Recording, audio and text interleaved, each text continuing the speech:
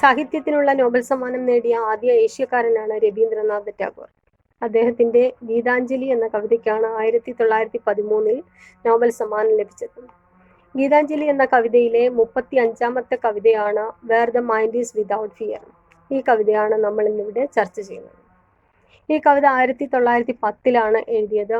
ഈ കവിതയുടെ മെയിൻ ഇതിവൃത്തം എന്ന് പറയുന്നത് ന്യൂ അവേക്കനിങ് ടു ഇന്ത്യ. നൈവേദ്യ എന്ന വോളിയത്തിലാണ് ഈ കവിത ആദ്യമായിട്ട് പ്രത്യക്ഷപ്പെടുന്നത്. അപ്പോഴതിൻ്റെ ടൈറ്റിൽ പ്രാർത്ഥന എന്നായിരുന്നു. പിന്നീട് വില്യം റോത്തിൻസ്റ്റൺ അദ്ദേഹത്തിൻ്റെ അഭിപ്രായ പ്രകാരമാണ്, അദ്ദേഹത്തിൻ്റെ അപേക്ഷ പ്രകാരമാണ് ഇതിൻ്റെ ഇംഗ്ലീഷ് ട്രാൻസ്ലേഷൻ ഉണ്ടാകുന്നത്. നമ്മൾ നേരത്തെ പറഞ്ഞു ബംഗാളി റൈറ്ററാണ് ടാഗോർ. അദ്ദേഹം തന്നെയാണ് ഗീതാഞ്ജലി ഇംഗ്ലീഷിലേക്ക് ട്രാൻസ്ലേറ്റ് ചെയ്തത്. അങ്ങനെ ട്രാൻസ്ലേറ്റ് ചെയ്യാനുള്ള പ്രധാന കാരണം വില്യം റോത്തേഴ്സൺ അദ്ദേഹത്തോട് റിക്വസ്റ്റ് ചെയ്തതായിരുന്നു. അങ്ങനെ 35ാമത്തെ ഗീതാഞ്ജലിയിലെ 35ാമത്തെ പോയമായിട്ട് where the mind is without fear എന്ന ഈ പോയം ഉൾപ്പെടുത്തുന്നു. ഈ പോയം അദ്ദേഹം 1917 ഇന്ത്യൻ നാഷണൽ കോൺഗ്രസിൻ്റെ മീറ്റിങ്ങിൽ, അതായത് കൽക്കട്ട സമ്മേളനമാണ്, ആ സമ്മേളനത്തിൽ അദ്ദേഹം ഇന്ത്യൻ പ്രെയർ എന്ന ടൈറ്റിലിൽ ഈ കവിത അദ്ദേഹം ആലപിച്ചു.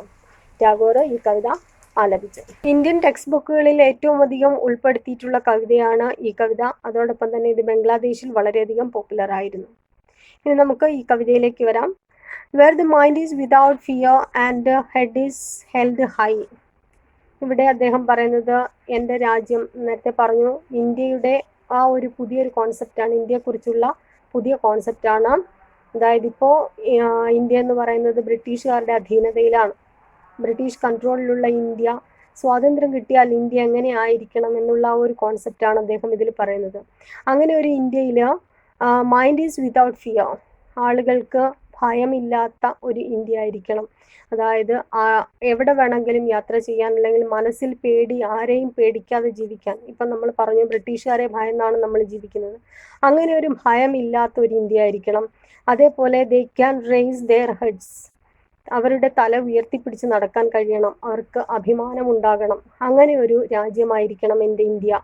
അതോടൊപ്പം തന്നെ വേർ നോളജ് ഈസ് ഫ്രീ, അങ്ങനെയുള്ള എൻ്റെ ഇന്ത്യയിൽ വിദ്യാഭ്യാസം അല്ലെങ്കിൽ അറിവെന്ന് പറയുന്നത് സ്വതന്ത്രമായിരിക്കണം. ഇവിടെ അറിവ് സ്വതന്ത്രമായിരിക്കണം എന്ന് പറഞ്ഞു കഴിഞ്ഞാൽ സൂപ്പർസ്റ്റിഷൻസ് അല്ലെങ്കിൽ അന്ധവിശ്വാസങ്ങളിൽ അടിസ്ഥാനമാകാൻ പാടില്ല വിദ്യാഭ്യാസം. അങ്ങനെയുള്ള ജാതി മത വർഗ വിവേചനങ്ങളൊന്നും പാടില്ല.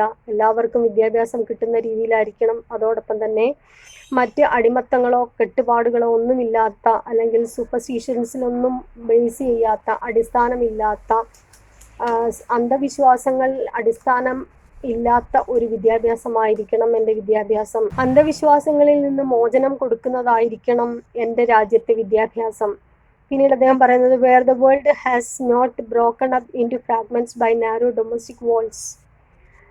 ചെറിയ ചെറിയ മതിൽക്കെട്ടുകൾ, ഡൊമസ്റ്റിക് വാൾസ്. ഇവിടെ നാരോ ഡൊമസ്റ്റിക് വാൾസ് എന്ന് കൊണ്ട് ഉദ്ദേശിക്കുന്നത് the discrimination on the basis of caste, creed, sex or gender. അങ്ങനെ ആ ഒരു വേർതിരിവ്, താഴ്ന്ന ജാതി, ഉന്നത ജാതി, അല്ലെങ്കിൽ വർണ്ണ വിവേചനം, അങ്ങനെയുള്ള ആൺ പെൺ വ്യത്യാസം, അങ്ങനെയുള്ള ഒരു വിവേചനവും ഇല്ലാതെ നമുക്കറിയാം പണ്ട് കാലത്തെ ആ ഒരു ചാതുർവർണ്ണ വ്യവസ്ഥകൾ. അതോടൊപ്പം തന്നെ വിദ്യാഭ്യാസ സമ്പ്രദായം, വിദ്യാഭ്യാസം നിഷേധിക്കപ്പെട്ട ഒരു കാലഘട്ടം. അപ്പോൾ അങ്ങനെയുള്ള ഒരു കാലഘട്ടം, അങ്ങനെ ഒരു ഇന്ത്യ ആകരുത് എൻ്റെ ഇന്ത്യ. അതിൽ നിന്ന് ഉള്ള ഒരു മോചനം, ആ വേലിക്കെട്ടുകൾക്ക് ഭേദിക്കാൻ കഴിയുന്ന ഒരു ഇന്ത്യ ആകണം എൻ്റെ ഇന്ത്യ. അങ്ങനെയുള്ള വേലിക്കെട്ടുകൾ, ജാതി മത വർഗ വർണ്ണ വിവേചനങ്ങളൊന്നുമില്ലാത്ത ആ ഒരു കാലമായിരിക്കണം, അങ്ങനെ ഒരു രാജ്യമായിരിക്കണം എൻ്റെ ഇന്ത്യ. പിന്നീട് where words come out from the depth of truth. സത്യത്തിൻ്റെ ആഴങ്ങളിൽ നിന്നായിരിക്കണം വാക്കുകൾ വരേണ്ടത്. വാക്കുകൾ ഓരോ മനുഷ്യൻ്റെ ഉള്ളിൻ്റെ ഉള്ളിൽ നിന്നായിരിക്കണം, അതും സത്യത്തിൽ നിന്നായിരിക്കണം വാക്കുകൾ വരേണ്ടത്. അല്ലാതെ കാപട്യം നിറഞ്ഞ വാക്കുകൾ പാടില്ല. മറ്റുള്ളവരെ സൂചിപ്പിക്കാൻ വേണ്ടിയിട്ട് നല്ല വാക്കുകൾ പറയുന്നത് ആകരുത്. സത്യത്തിൽ അധിഷ്ഠിതമായ വാക്കുകളായിരിക്കണം. പിന്നീട് where tireless striving stretches its arms towards perfection. അങ്ങനെയുള്ള ഒരു രാജ്യത്ത് ഓരോ വ്യക്തിയും പൂർണ്ണതയ്ക്ക് വേണ്ടി പ്രവർത്തിക്കണം. ഓരോ മനുഷ്യനും ഹാർഡ് വർക്ക് ചെയ്യണം ഫോർ അറ്റൈനിങ് പെർഫെക്ഷൻ. ഒരു പൂർണ്ണത നേടിയെടുക്കുവാൻ വേണ്ടി, അവരുടെ ലക്ഷ്യങ്ങൾ നേടിയെടുക്കാൻ വേണ്ടിയിട്ട് ഹാർഡ് വർക്ക് ചെയ്യുന്ന ഒരു ഇന്ത്യ ആകണം എൻ്റെ ഇന്ത്യ. അതോടൊപ്പം തന്നെ where the clear streams of reason has not lost its way into the dreary desert sand of dead habits. അങ്ങനെയുള്ള ഈ ഒരു തെളിഞ്ഞ ഇന്ത്യയിൽ ഒരു തെളിഞ്ഞ അരുവി പോലെ ആയിരിക്കണം ഇവിടുത്തെ ആശയങ്ങൾ. അങ്ങനെയുള്ള ഈ ആശയങ്ങൾ ഒരു മരുഭൂമിയിലേക്ക് ഒഴുകിച്ചേരാൻ പാടില്ല. ദാറ്റ് മീൻസ് ഒരു സൂപ്പർസ്റ്റിഷൻ നിറഞ്ഞ ഒരു പ്രദേശത്തേക്കാകരുത്, അല്ലെങ്കിൽ ഒരു സൂപ്പർസ്റ്റിഷ്യസ് ആയ ഒരു ഇന്ത്യയിലേക്കാകരുത് എൻ്റെ രാജ്യം മുന്നോട്ടേക്ക് പോകേണ്ടത്. മറിച്ച് അന്ധവിശ്വാസങ്ങളെയൊക്കെ തകർത്ത് ഒരു നന്മയില്ല അല്ലെങ്കിൽ ഒരു പൂർണ്ണത നേടുന്ന ഒരു ഇന്ത്യയിലേക്കായിരിക്കണം എൻ്റെ ഇന്ത്യ മുന്നോട്ടേക്ക് പോകേണ്ടത്. Where the mind is led forward by thee into ever widening thought and action. അങ്ങനെയുള്ള ഒരു ഇന്ത്യയിൽ the mind is led forward, അങ്ങനെയുള്ള ഇന്ത്യൻ ജനതയുടെ മനസ്സ് മുന്നോട്ടേക്ക് പോകേണ്ടത് ബൈ ദി, അങ്ങയുടെ അനുസരണയിലൂടെയാണ് അല്ലെങ്കിൽ അങ്ങയിലൂടെയാണ്. ദാറ്റ് മീൻസ് ഈശ്വരനിലൂടെയാണ്, ഈശ്വര പ്രവർത്തികളിലൂടെയാണ്, നന്മയിലൂടെയാണ് മുന്നോട്ടേക്ക് പോകേണ്ടത്. Into ever widening thought and action. Ever widening thought and action means വിശാലമായ പ്രവൃത്തികളിലൂടെയും ചിന്തകളിലൂടെയും ദൈവത്തിൽ അധിഷ്ഠിതമായ, ഈശ്വരനിൽ അധിഷ്ഠിതമായ പ്രവൃത്തികളും ചിന്തകളിലൂടെയും മുന്നോട്ട് പോകുന്ന ഒരു India. Into the heaven of freedom.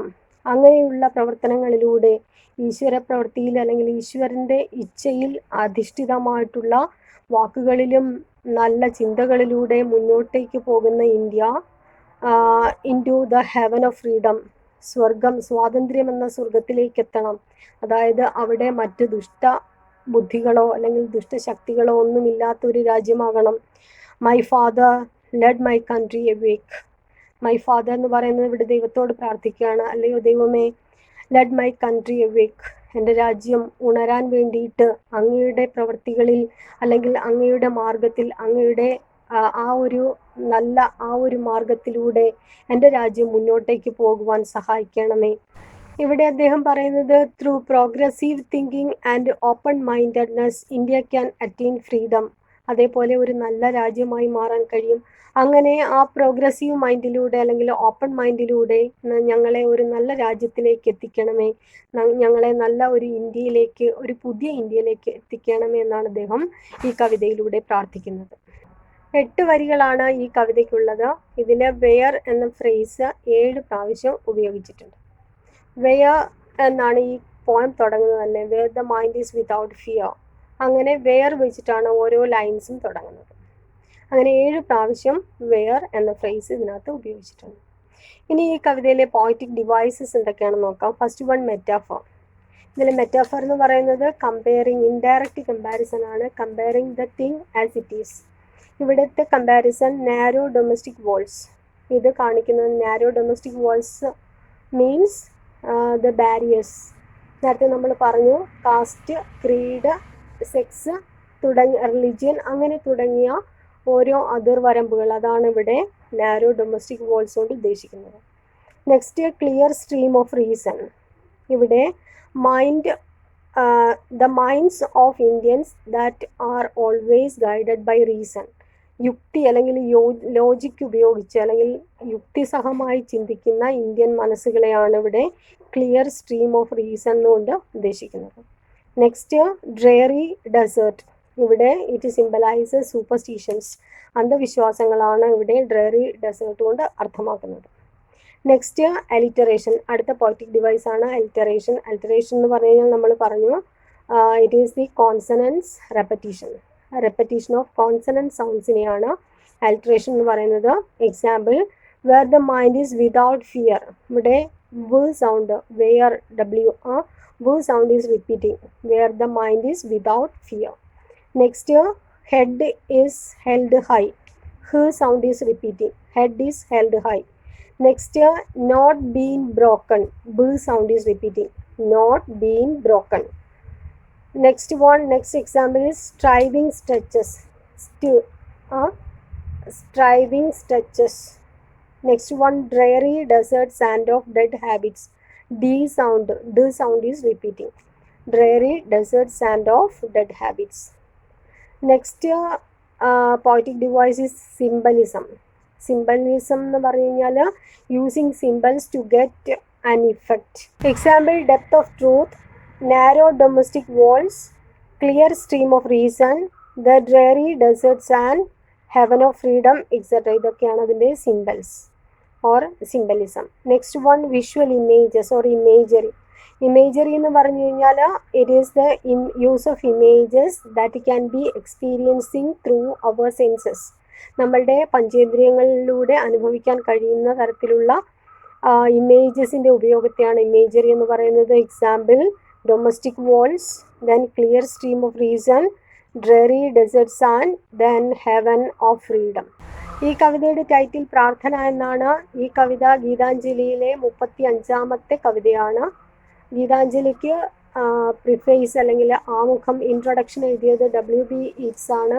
ആ ഗീതാഞ്ജലി റിവ്യൂ ചെയ്തത് എസ്രാ പൗണ്ടാണ്. ടാഗോറിനെയാണ് പോയറ്റ് ഓഫ് ബംഗാൾ എന്ന് അറിയപ്പെടുന്നത്. ഇത്രയുമാണ് ഈ കവിതയിലെ പ്രധാനപ്പെട്ട points. Hope you enjoyed it. Thank you very much.